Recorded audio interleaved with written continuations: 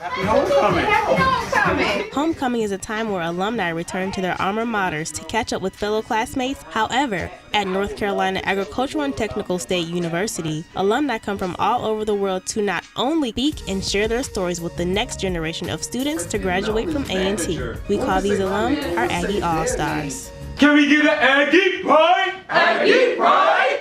When entering college, Aggie Allstars Fred Whitaker and Melvin Kearney started out on a certain path and finished college on that same path.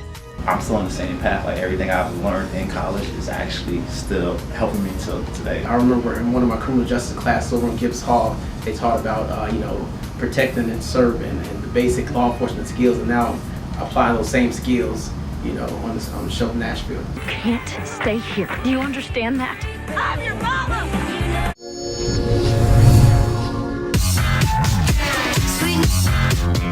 Chuck Maldonado's passions changed a bit, and he ended up on a slightly different path than he intended.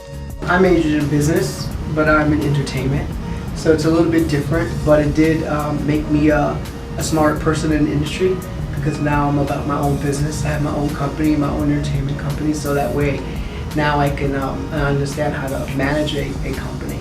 Fred immediately opened up about managing great talent and the struggles of fighting for a client. It's kind of like me being a car salesman. Like I gotta sell my talent to the casting director or to the movie producer to get them that opportunities. Chuck explained the challenges of choreographing animation. You do have dancers you work with, so that's still the same, but now you have to take into consideration when you do a movie like Shark Tale, fish don't have the same type of body parts that we do. Animation also takes a lot longer. It could take 3, 5, 6, 7, 8 years just to do one movie. Today I choreographed the hardcore hip-hop routine for Tad because I really want to put him out there on the limelight. He further explained the importance of being versatile in the choreographing industry.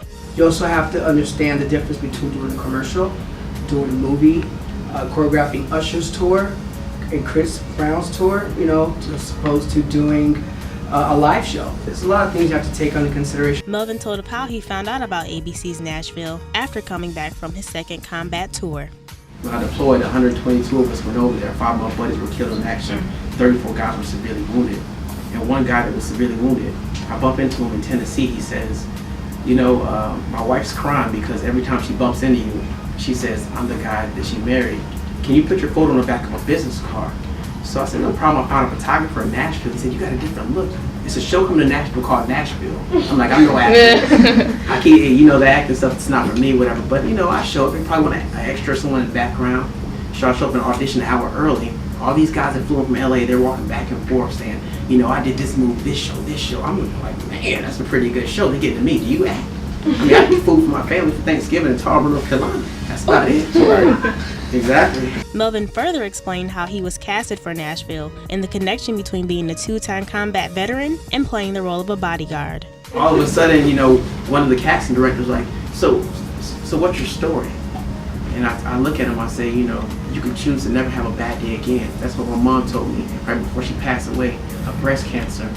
And she said, baby, it doesn't matter where you start, you gotta make the impossible possible.